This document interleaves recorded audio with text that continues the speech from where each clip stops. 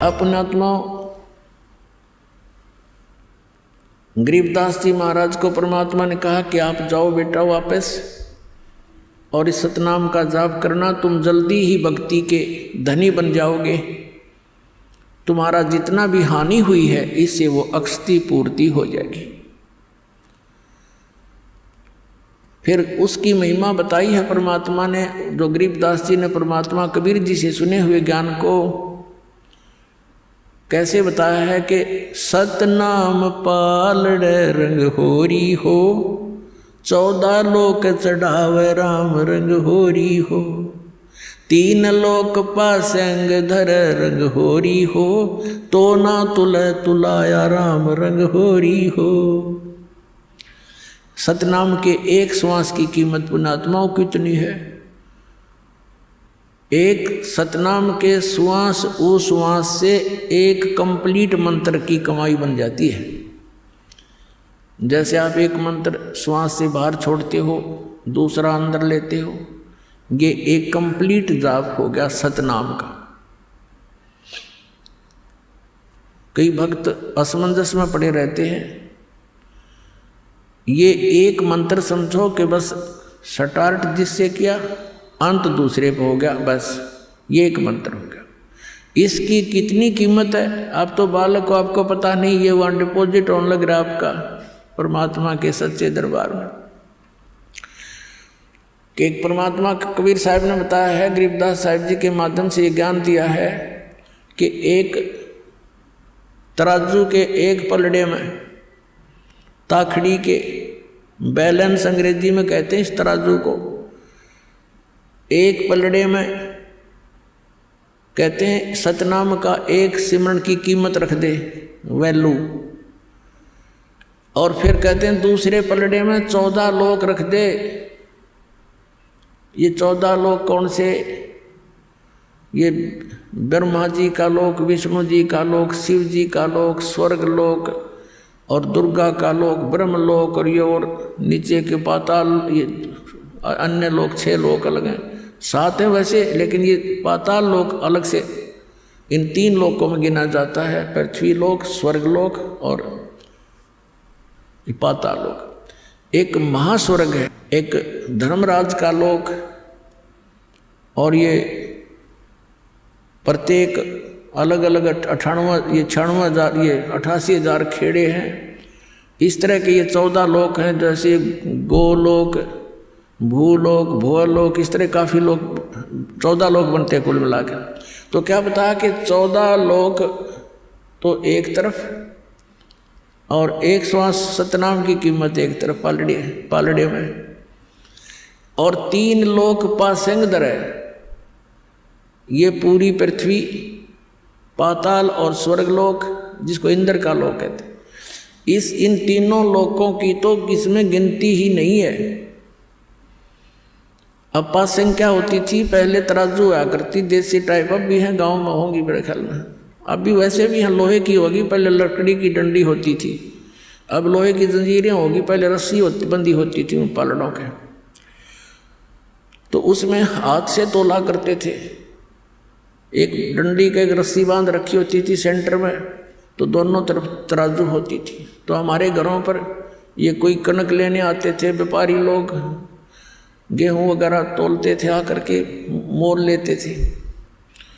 तो उसमें उनसे पहले कहा जाता था कि लाला जी पासिंग तेरी एरर दिखा ताखड़ी में।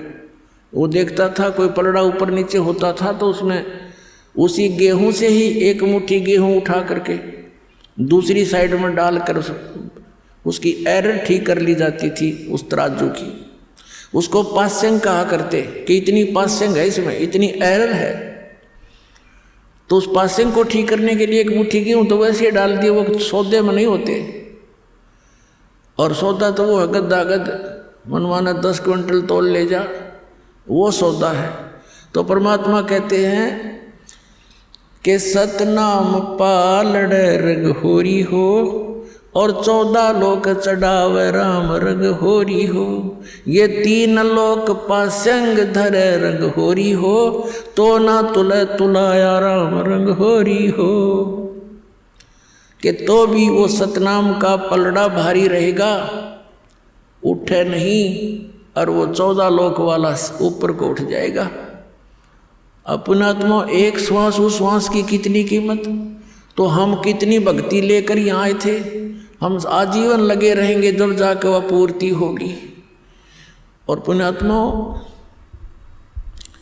क्योंकि हम अपनी भक्ति कमाई को यहाँ वेस्ट घड़ी करते हैं, इस करके हम जल्दी सटोर नहीं हो पाती, क्योंकि हम काल ने ऐसे उलझा रखे हैं, ना चाहते हुए भी कहीं ना कहीं पंचर हो ही जाता है। किसी ना किसी कारण से कोई बच्चे को दुख आ गया तो उसको अंतरात्मा से काल हमें ठगवा ही देता है। लेकिन उस समय हमने दृढ़ रखना चाहिए कि बच्चे को परमात्मा से जोड़ना चाहिए, और फिर आप रखवाला है ये विश्वास करना चाहिए कि परमात्मा से जो जुड़ गया उसका साथी है वो, उसका बिगड़ कुछ नहीं सकता। लेकिन हमारा दिल कमज़ोर हो लिया, इतने कष्ट हमने सहन, इतने कष्ट उठा रखे युगों युगों से। जैसे कहते हैं, जैसे कुत्ते का कोई लठ मार दे और वो बेचारा इतना पीड़ित हो जाता है, बहुत चिल्लाता है, फिर कहीं भी बैठा हो और जरा सा भी कोई शोर हो जा, ऐसे डंडा टाइप का, वहीं बैठा बैठा चिल्लाने लग जाता है, जबकि आसपास भी कष्ट नहीं है उसके। तो हम इतने दुखी हो चुके हैं युगों युगों से, हम इतने भयभीत हैं कि ना जाने पता के बिजली गिरेगी इस बच्चे पे, के हो जाएगा भगवान। तो हम डरते रहते हैं, और हम उस डर के कारण अपनी भक्ति को भी उसमें कुछ ना कुछ डिवाइड कर ही देते हैं। जैसा भी है अब लगे रहो, एक दिन ऐसा आएगा आपका सारी समझ में आ जाएगी, और फिर भगवान उनका रखवाला दिखाई देगा आपको। तो इस प्रकार हम अपनी भक्ति का नाश गणा करते हैं, आशीर्वाद दे देते हैं, किसी के हाथ सिर पर हाथ रख दिया, आपके कोई चरण छुए, सिर पर हाथ रख दिया, आपकी गई पूंजी ढेर सारी। क्योंकि जिसके अंदर कुछ है वही तो दे सकेगा।